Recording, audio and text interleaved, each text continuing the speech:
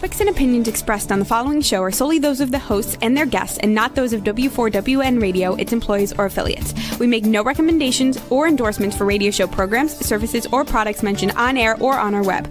No liability, explicit or implied, shall be extended to W4WN Radio, its employees, or affiliates. Any questions or comments should be directed to those show hosts. Thank you for choosing W4WN Radio. This is Beyond Confidence with your host, Divya Parekh. Do you want to live a more fulfilling life?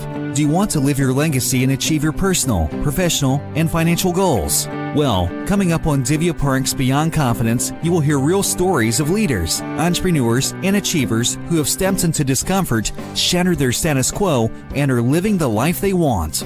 You will learn how relationships are the key to achieving your aspirations and financial goals. Moving your career or business forward does not have to happen at the expense of your personal or family life, or vice versa. Learn more at www.divyaparekh.com, and you can connect with Divya at contact@divyaparekh.com. This is Beyond Confidence, and now here's your host, Divya Parekh. Good morning, listeners. It's Tuesday morning, and it's wonderful to be here. So, want to share with you that we had some beautiful rain yesterday, and just the droplets, as I was looking out through the window today, the droplets were like, hundreds and thousands of diamonds just shining on that tree, and it was so powerful. So I want you to look for that diamond in your life. Take that moment and ask yourself the question, where is my diamond? And today we are going to be talking about the power of questions and how you can bring that joy and communication and the inner depth and the meaning in your life. So let's get the conversation started. And here's what I want to tell you is that if you've got our books, I really appreciate you. And if you have not, we would love for you to get our books, because I promise you they will definitely impact your life if you're looking to influence somebody's life, or if you're looking to build your business. And also the partial profits from it goes to kiva.org. So let's bring in our guest. So how are you doing? I'm good. How are you? I'm doing good. So tell us, do you recall a moment from your childhood or youth that impacted your life and you still remember to this day? Well, my youth was we were brought up in a very strict household. And so we weren't allowed to talk. And if we asked questions, I often got soap, a very wet bar of soap slid right behind my front teeth for making any comment or asking any questions. And if that didn't work, then I would be hit with a belt or a wooden spoon or any object that was going to change my attitude just from asking a question or asking why. But, it really worked for them. It was their wonderful way of disciplining. However, when I left home, I kept thinking to myself, and meeting other friends and seeing their families, I kept thinking, there must be a better way to communicate.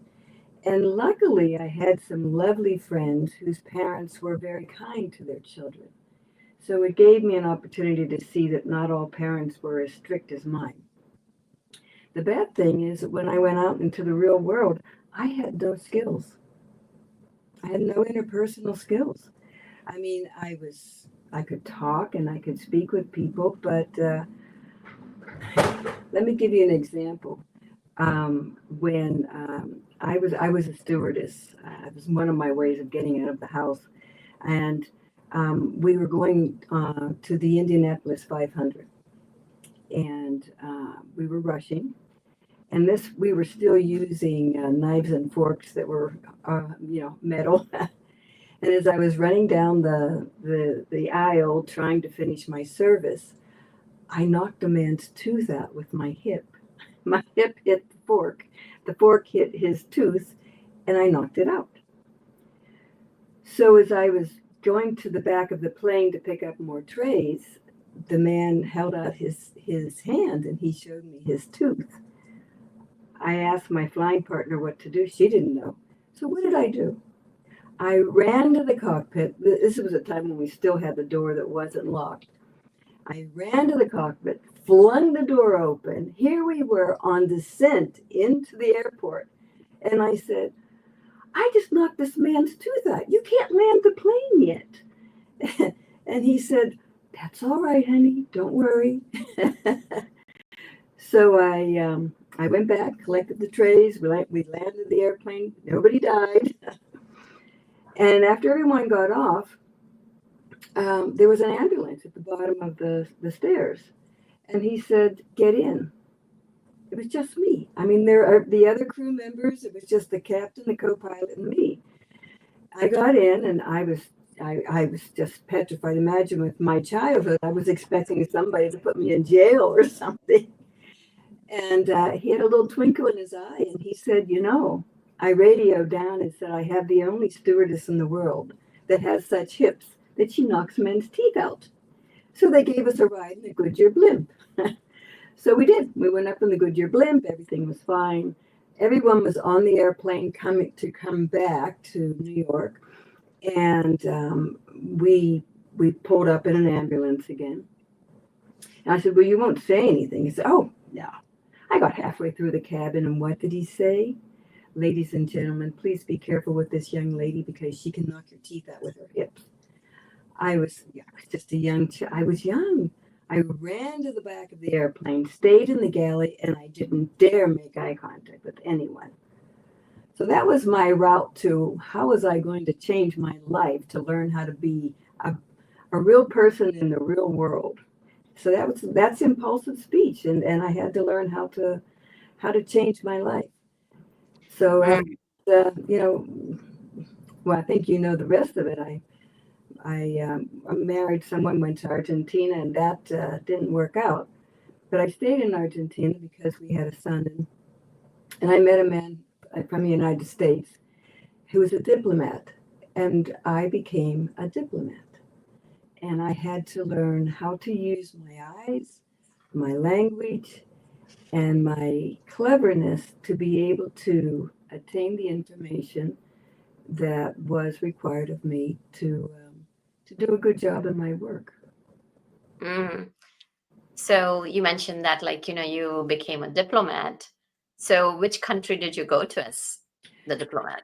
That was it was Argentina, right at the time when it was called the Dirty War, because they were, if you did not agree or you were saying things against the government, they did that a lot with newspaper, right? People that were working for the newspaper, they would kill you. I mean, literally right out kill you. So some of my friends actually sent, and college students, I mean, if they said anything against that country, they were killed. So a lot of my friends sent their children to England and to get their education because they feared that they would definitely be dead. So, yeah. So it was very difficult. And there again, when I met the president, before I had my clearance, he was so sweet. I remember coming back and saying to my husband, what a fun guy. We had such a wonderful time. And my husband couldn't tell me anything until I got my clearance. And then he told me exactly what was happening. I was devastated. And that just tells you that the power of language, the power of the glance, how you use your eyes, how you use your words can completely turn people around, one way or the other. Absolutely. So tell us about the time, especially in such difficult times that you couldn't speak anything. How did you do your job as a diplomat? Very cleverly. That's what I put in my book. You know, when I got back from Argentina, I did 12 years of graduate school just to figure out how do we use our language. You know, our eyes are the electrical system of our body. We can make an impact by keeping our eyes down, listening, and being very aware of the social nuances that are transpiring between us that we really don't talk about or even read about. But when I want to make my point, I look straight at you and I say it. It impacts. When I taught graduate school, I did that just one evening, and I said to one of the men, tell me more. And he profusely just apologized for answering a question. And so I put it out to the whole class, and I said, isn't it interesting how my interest in learning more from this young man caused him to completely break down? Yeah, so you're absolutely right that people at different levels and different cultures have different ways of communicating. You know, what we may be looking at, like, okay, direct eye contact is seen as a sign of confidence. In the US, it may be different in some another country, that it may be a sign of disrespect. Mm-hmm. So after your journey in Argentina, what other, I know you've done research, so tell our audience about that journey and like what were the learnings from your cultural differences? Yes. Well, from Argentina, I went to Mexico. And that was a time when that country was having severe financial issues. And so we were diplomats. And we had to be very careful. Even riding in a motorcade, you could have been killed. And so we were approached on many sides by people who were desiring to leave the country and come to the United States, but they didn't have the background that one would consider pristine. And so it became very dangerous to work with people that put you in very uncomfortable situations. And how did you handle that? Again, you open your awareness. So it's almost, it's like becoming a diagnostician. And people will say, but if I haven't had all of your years of experience in education and testing, how can I be a diagnostician? But Divya, you know yourself, we are all diagnosticians. You walk into a room, what are we doing? We're looking at the people. We're looking at what they're wearing. We're looking at how they're speaking. We're taking in all of the awareness that our body is giving us. But what happens in this country, in the United States, is that we're so rushed for time that we often overlook the nuances between our personalities. And that often causes great strife, even in marriages and in relationships, in the workplace. You hit the nail on the head that we are so rushed. Mm-hmm. For example, like, so many of my clients will come and tell me, oh, we if we take more time to do the work, like, we are questioned, like, oh, why did you take 2 hours to do this job? This could have been done in an hour. So there is that culture, not in all the corporations. I have seen in some of the corporations where they do bring in that work-life harmony. So during these times, and especially like, so many people are working remotely, how can people use their awareness to utilize the unique talents of others? The first, after we open our awareness, I look for some basic differences. One is specialist versus a generalist. If we talk too much and give too many details, a generalist only wants the bottom line. Otherwise, you start to see them drifting. And that's one cue that I have. He's a generalist or she's a generalist. And then we have the other who wants to expand on all of the commentary. Or if you give them, you ask them to do something.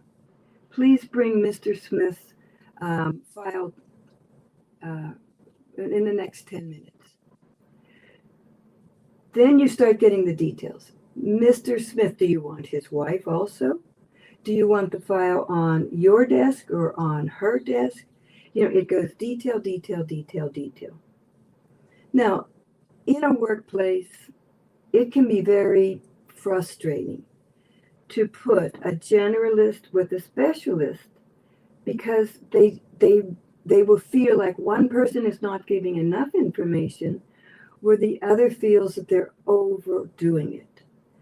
But if you have a big project, you can, and the other thing that we do is we tell them, I love the way you give me a wonderful overview. That sets the picture. That sets the stage. Now he becomes valuable or she becomes valuable. Then to the specialist, I say, but you love details. And then, of course, everybody in the room rolls their eyes. But we bring out the happy and the good in them.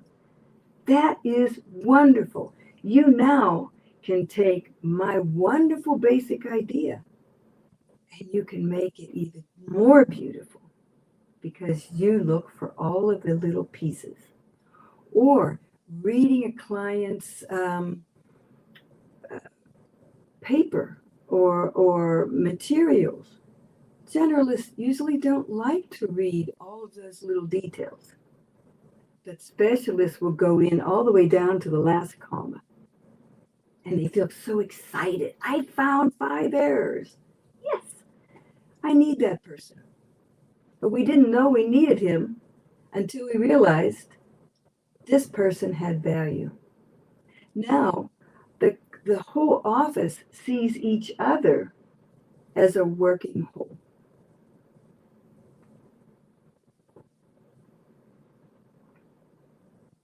That's a powerful way to kind of understand. So I'm sure that, there are people fall into the mixed category as well when we are talking about the generalist and specialist. So how do you communicate with those people? That's really interesting. When we teach new teachers, we ask them to do a personality profile. Mm-hmm. And we will find out, if they're a generalist, a specialist, and then all the little details. And then a lot of times I'll have these same teachers come back to graduate school to do a master's degree or a doctorate. And we'll test them again. And they're mixed. So the lovely thing about having these unique differences is that when we start to work together, our brain starts to make new neural connections so that we change the way that we speak and the way that we work with the individual with whom we are now engaged with based on their profile. And it's not a written test. It's just what you've learned to pick up throughout the time of working with a generalist, a specialist. Then you become a mixed. Mm-hmm.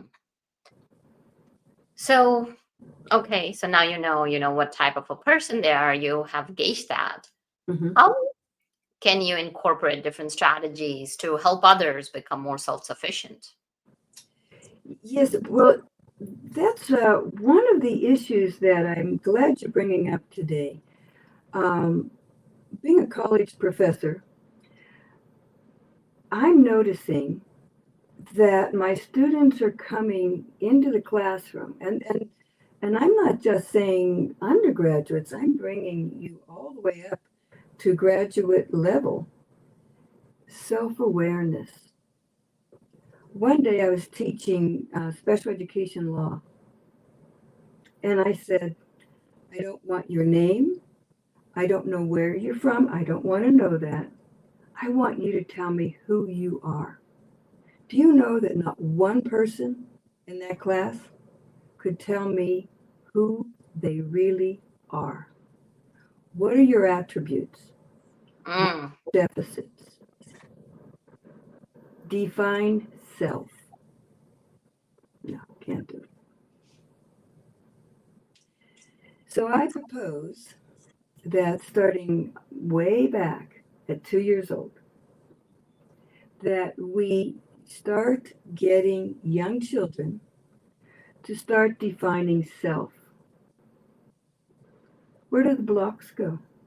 Mm. In the box. No, you can actually teach reading and math at the same time. What color is the box? The box is blue.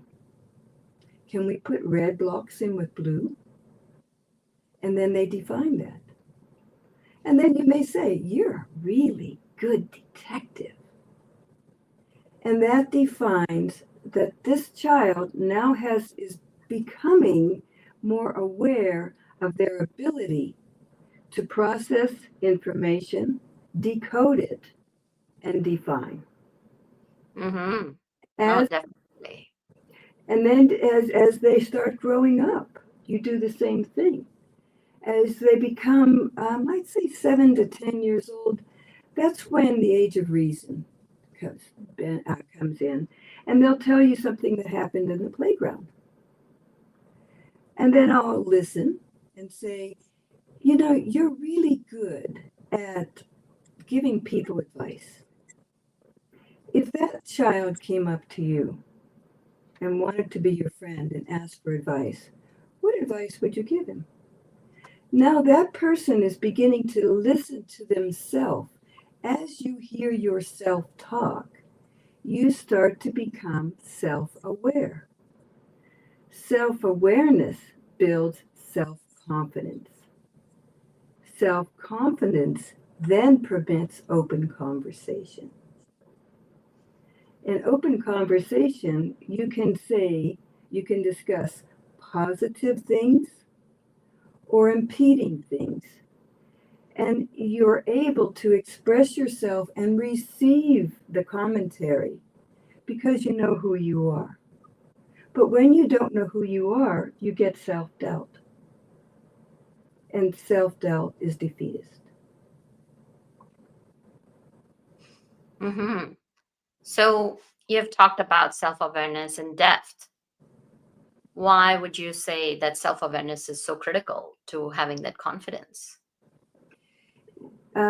Well, when I actually proved this because when I was teaching this one of my graduate classes, and I asked the young man to tell me more. He wasn't that young. I think he was in his 40s.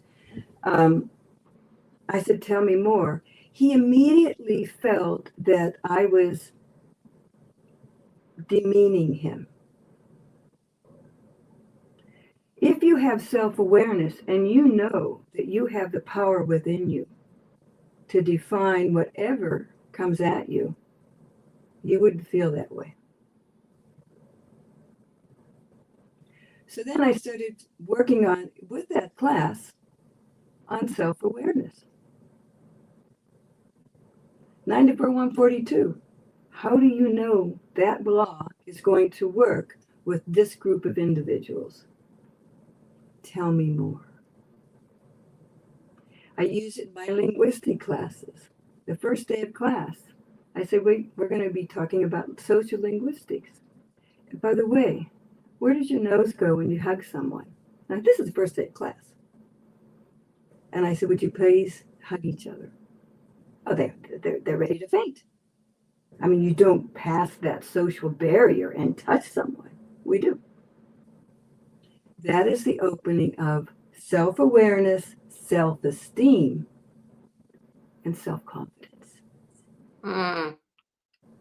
Definitely. And as people are making conversations, right? Like a lot of things are deemed as positive, negative, or impulsive type of communication. So give us a little bit more insight in that, and like how can people blend all three of them so it's a smooth and clear and concise communication.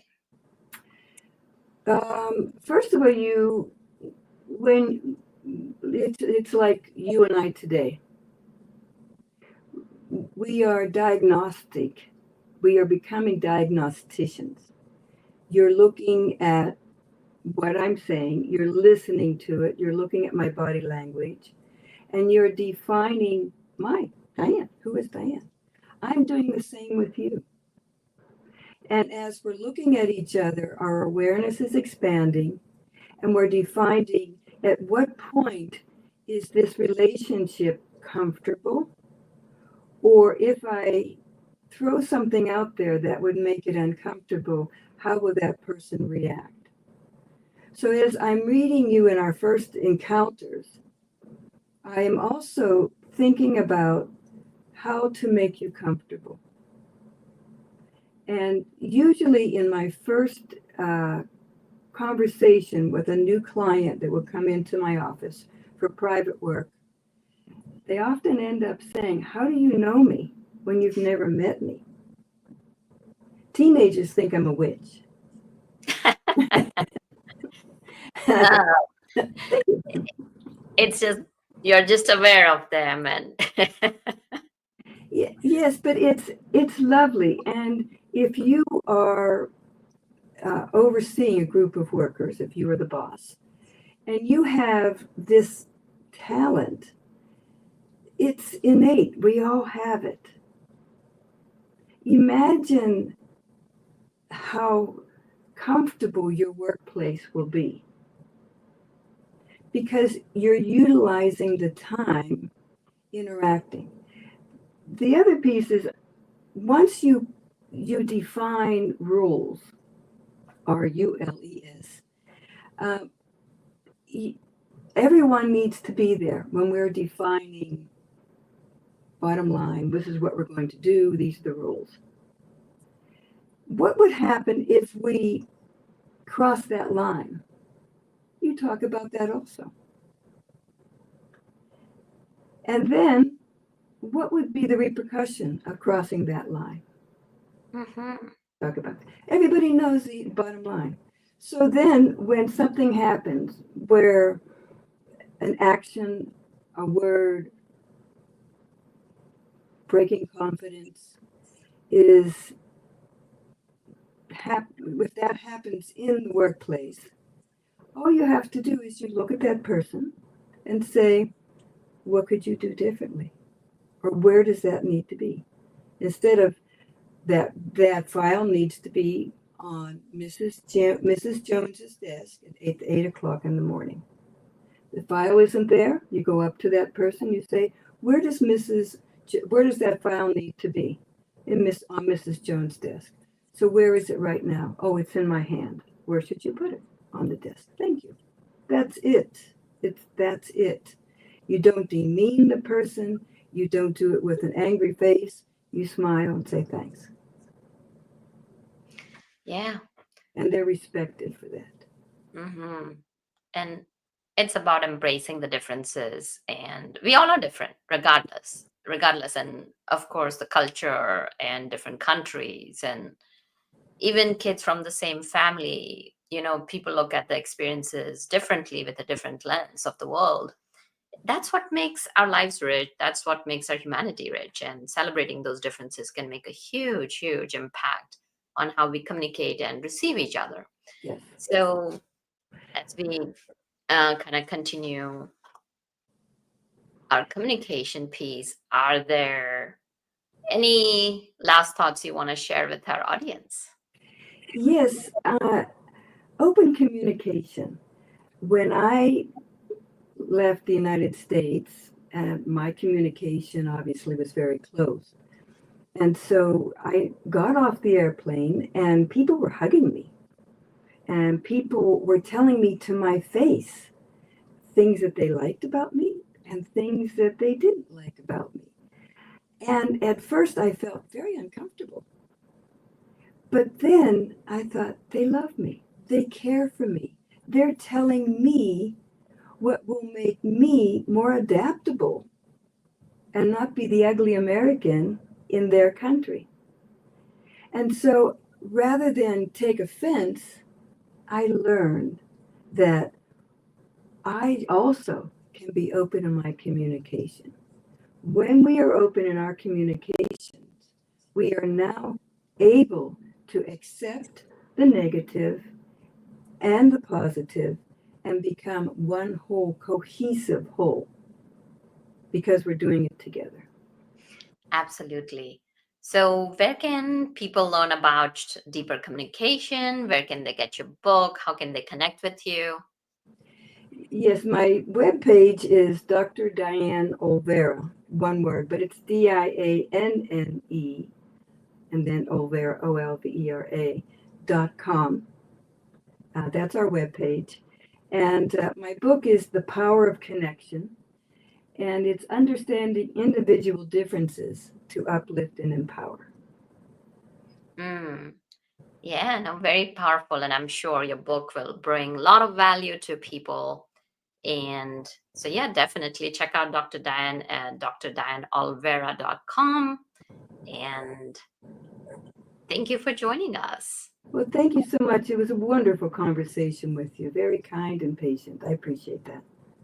Oh, absolutely. And we all have our moments when when we also get frazzled, and it's also part of recognizing ourselves and others. So thank you for joining us, and thank you, wonderful listeners, for being with us and being part of our show. Please reach out to us, let us know, as you always do, and I love that, as to how we could serve you and support you, what stories and what expertise we could bring for you so that you can live the life you deserve. And thank you, Juan, for making the show technically possible. See you all next time. Thank you for being part of Beyond Confidence with your host, Divya Parekh. We hope you have learned more about how to start living the life you want. Each week on Beyond Confidence, you hear stories of real people who have experienced growth by overcoming their fears and building meaningful relationships. During Beyond Confidence, Divya Parekh shares what happened to her when she stepped out of her comfort zone to work directly with people across the globe. She not only coaches people how to form heart connections, but also transform relationships to mutually beneficial partnerships as they strive to live the life they want. If you are ready to live the life you want and leverage your strengths, learn more at www.divyaparekh.com. And you can connect with Divya at contact@divyaparekh.com. We look forward to you joining us next week.